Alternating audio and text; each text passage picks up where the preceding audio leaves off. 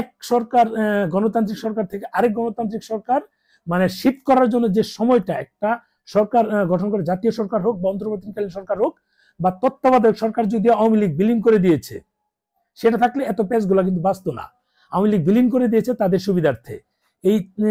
এই সময়টুকু 3 মাস যে সময়টা থাকে, এই সময় একটা এই সরকারই হচ্ছে দুই গণতান্ত্রিক সরকারের মধ্যে একটা সেতু বন্ধন।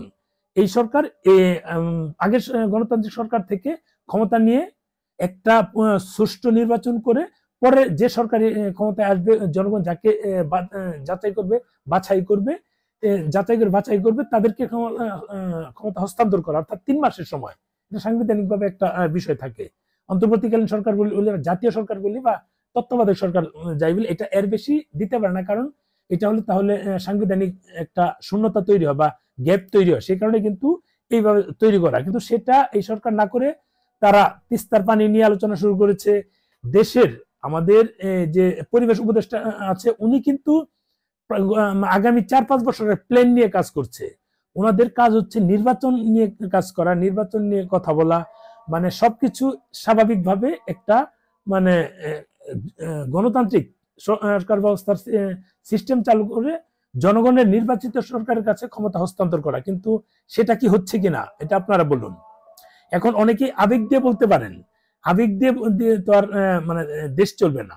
এই সরকারের সব সংস্কার করবে, সংস্কার করলে সেগুলোতে বৈধতা দিতে হবে, সেগুলাকে দিবে। এই সরকার তো দিতে পারবে না। এই সরকারের কাজ হচ্ছে নির্বাচনের আয়োজন করা। এর আগেও কিন্তু প্রায় 2 বছর তত্ত্বাবধায়ক সরকার ছিল, সেগুলো কিন্তু অনেক কথা হয়েছে, অনেক কিছু হয়েছে, সেগুলো আপনারা তো সবাই জানেন। এখন এই যে এই সরকার এসে তাদের নির্বাচনকালীন পরিকল্পনা বাদ দিয়ে সংস্কারের নামে যে বিভিন্ন কার্যক্রম তারা চালিয়ে যাচ্ছে, সেটা হচ্ছে বিষয়। এরপর হচ্ছে যে এই সরকার এসে তারা একটা আওয়ামী লীগ সরকারকে বাতিল করবে। একটা এই সরকারের কাজ হচ্ছে, বললাম তো, সেতু বন্ধন, এক সরকার থেকে আরেক সরকার নিয়ে যাওয়া। এই কাজগুলো বাদ দিয়ে তারা মানে অন্য দলকে কিভাবে হেয় প্রতিপন্ন করে ঘায়েল করা যায় সেগুলো নিয়ে ব্যস্ত আছে। এটা কিন্তু ভারত ফলো করছে। কাজে আমরা বিচার না পাওয়ার ক্ষেত্রে এটা কিন্তু বড় একটা ফ্যাক্ট হয়ে দাঁড়িয়েছে। এছাড়া আরো অনেকগুলো বিষয় আছে যে আমরা ভারতের সঙ্গে যেহেতু আমাদের প্রতিবেশী দেশ, তারা যেটা ফিল করে ভারত, আমার বক্তব্য এটা, প্রতিবেশীতে ভারত ফিল করে যে ভারত বাংলাদেশের প্রতিবেশী, আমাদের সাথে রিলেশনটা ভালো থাকবে, পাশের বাড়ির সাথে সম্পর্ক ভালো থাকবে, এটাই হচ্ছে স্বাভাবিক।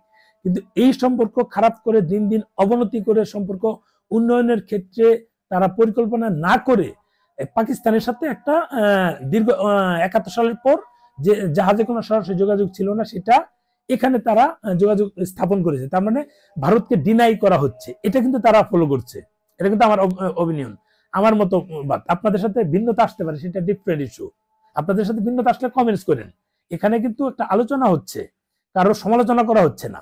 এই সরকারকে নিয়ে তাদের মতাদর্শ কি, তাদের চিন্তা ভাবনা কি, সেটা আমার কাছ থেকে যেটা আমি বুঝলাম, বিভিন্ন জায়গায় ঘাটাঘাটি করলাম, এই নিউজটাও দেখলাম, এখানে অনেকের কথা তুলে ধরেছে।